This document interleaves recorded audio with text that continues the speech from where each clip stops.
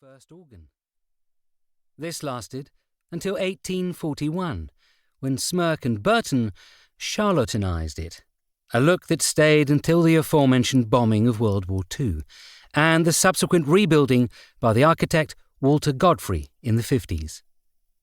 Amusingly, Godfrey had found Wren's renovations had been held in storage after being removed in the 19th century, and they were returned to their positions, which meant that the church he stood in still wasn't close to the one the Templars once stood in. The knocking at the door shook him out of his thoughts. He'd been waiting for it, but the solace of the church always allowed his mind to drift. Pulling himself out of his thoughts and walking to the south side door, he pulled out his keys, unlocking and opening it to reveal a young woman with dyed black hair in a Barber coat. It was early February. The snow from earlier that week was still visible in the shadows where the sun hadn't reached it, and it was bitterly cold. Too cold for just a barber, that was for sure. "Mr. Mason?" she asked, holding out a hand. "I'm Jean Darbley. We spoke about the recital." Mason took the hand, shaking it before letting go and stepping to the side, allowing her to enter the church. She seemed too young for such an old name, but they usually went around in circles. His nephew had just announced his new son was named Winston, the poor bastard. "Sorry, it's still cold in here," he explained. "We close at 4 usually, and we only keep the heating on if there's a performance in the evening." Jean graciously entered, patting her hands against her arms as she did so. "I find it bracing," she smiled. "I'm just glad you were happy to meet me at this time of night, as I couldn't get into London before 7. Mason nodded. He wanted to say how this was a massive pain in the arse for him, and how he'd much rather be home watching Happy Valley or something on catch-up TV, but he decided it was better to simply allow her to look around, take some measurements, and then get on with it.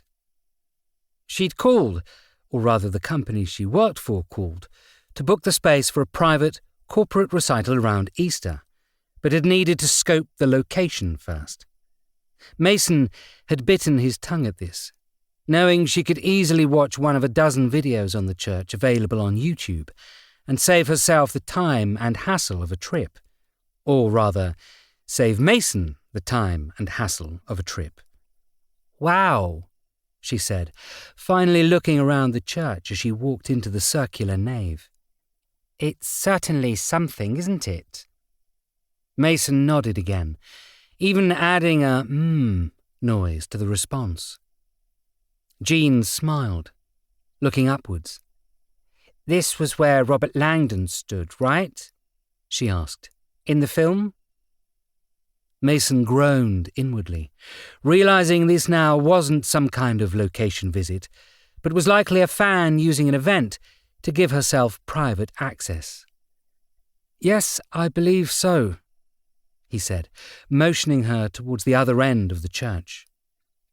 "If we can, I'd like to show you the main chancel, as we find that facing back to the nave shows a better visual layout of most events, with the audience in the pews facing to the sides, while the makeshift stages are held between these pillars." Sure. Jean walked over to Mason, but noted him glancing back at the door. "Are you okay?" Mason forced a smile in return. "Sorry," he replied. "We had some issues here this morning before I arrived. The police had a report of someone seen in the church last night, so an officer came in and had a look around. They didn't find anything, but at the same time they'd asked Louise, that's the woman who opens up, to step out, just in case there was someone inside." Jean now hugged her sides as she looked around. "But they didn't find someone, right?" "No." "How easy is it to get in?" Jean asked. "Because we'd be leaving expensive equipment in here during the run." "It's not easy at all," Mason said tartly, his professionalism insulted by this. "Only a couple..."